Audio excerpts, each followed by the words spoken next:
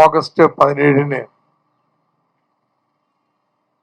ജനകീയാസൂത്രണം ആരംഭിച്ചിട്ട് 30 വർഷം തികയുകയാണ്. സ്വാതന്ത്ര്യാനന്തര കേരളത്തില് ഭൂപരിഷ്കരണം കഴിഞ്ഞാൽ നടന്ന ഏറ്റവും അടിസ്ഥാനപരമായ പരിഷ്കാരമായിരുന്നു ജനകീയാസൂത്രണമെന്ന് EMS തന്നെ വിശേഷിപ്പിച്ചിട്ടുണ്ട്. വിപുലമായ രീതിയിൽ ജനകീയാസൂത്രണത്തിന്റെ 30ാം വാർഷികം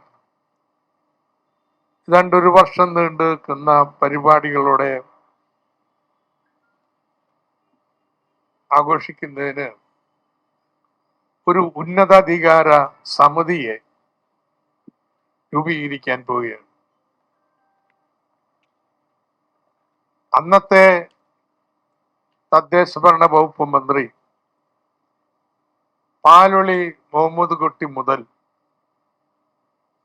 ഇപ്പോഴത്തെ തദ്ദേശ ഭരണ വകുപ്പ് മന്ത്രി KM ഷാജി വരെയുള്ള തദ്ദേശ ഭരണവുമായി ബന്ധപ്പെട്ട എല്ലാ വകുപ്പ് മന്ത്രിമാരും ഈ ഉന്നതാധികാര സമിതിയുടെ രക്ഷാധികാരികളായിരിക്കും.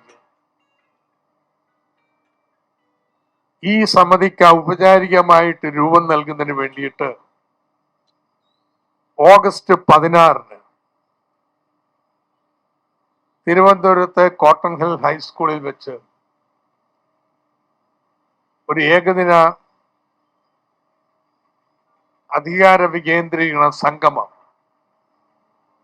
നടത്തുന്നതിന് തീരുമാനിച്ചിരിക്കുക.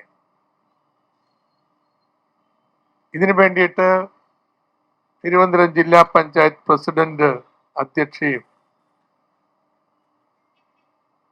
ശിവകുമാർ കൺവീനറുമായിട്ട് ഒരു സമിതി പ്രവർത്തിച്ചു വരികയാണ്.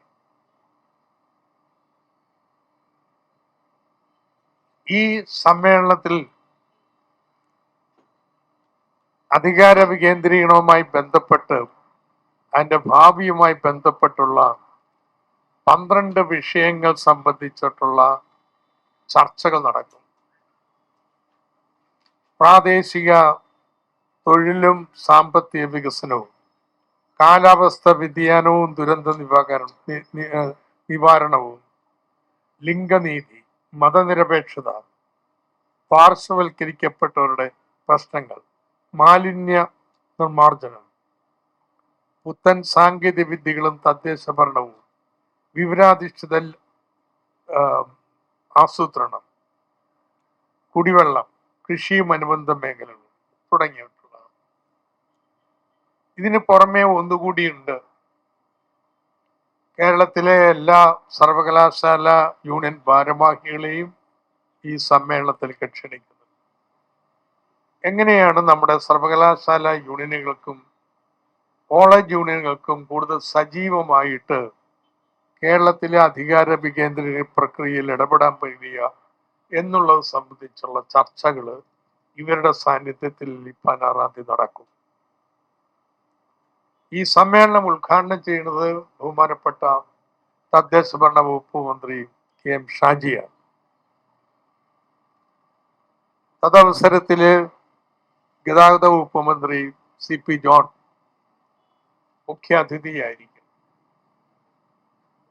CP ജോൺ ആയിരിക്കും അടുത്ത ജനുവരി ആവുമ്പോഴേക്കും പ്രസിദ്ധീകരിക്കാൻ ഉദ്ദേശിക്കുന്ന ജനകീയ ആസൂത്രണ പ്രവർത്തകരുടെ 3 വാല്യം വരുന്ന ഡയറക്ടറിയുടെ വിൽപ്പനയുടെ ഉദ്ഘാടനം നടത്തും.